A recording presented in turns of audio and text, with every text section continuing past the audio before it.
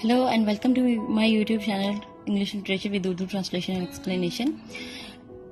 Students, आज हमारा जो टॉपिक है वो है रिसर्च कि रिसर्च क्या है। सबसे पहले हमने समझना है कि रिसर्च क्या होती है। रिसर्च की डेफिनेशन है ये आप लोग काइंडली नोट कर लें।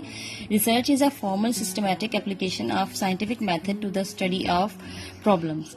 Research is formal systematic application of the scientific method to the study of problems. First of all दो तीन चीजें ऐसी हैं जो जानना जरूरी है। सबसे पहली है ऑब्जर्वेशन। ऑब्जर्वेशन क्या है? सबसे पहले ऑब्जर्वेशन है जो चीजें हम ऑब्जर्व करते हैं अपनी सेंसेस के थ्रू, और सेकंड है हाइपोथेसिस। ऐसी स्टेटमेंट जो हम अपनी ऑब्जर्वेशन की बेस पर डिराइव करते हैं वो सही भी हो सकती है, वो गलत भी हो सकती है, पर थ्योरी के अंदर गलती की गुंजाइश भी होती है। अगर थ्योरी बिल्कुल सही हो जाए तो वो लॉ बन जाती है।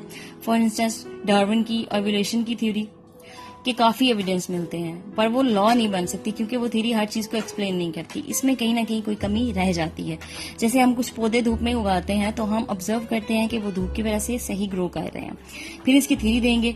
अब इस थ्योरी को हम गलत भी प्रूव कर सकते हैं और इसको सही भी प्रूव कर सकते हैं। कुछ पौधे धूप में रखकर और कुछ छांव में रखकर हम इसको प्रूव कर सकते हैं कि ये थ्योरी सही है या गलत है।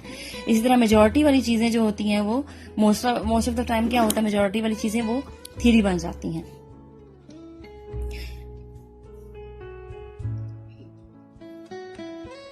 ये थी अब रिसर्च की definition, observation and hypothesis. Next video में मैं आपको बताऊंगी qualitative research and quantitative research. तो मेरे साथ बने रहिएगा। आप मेरी नेक्स्ट वीडियो के लिए आप अपने इस वीडियो के बेल आइकन को आप क्लिक करना मत भूलिएगा ताकि आपको मेरी नेक्स्ट वीडियो की अपडेट मिले। Thank you.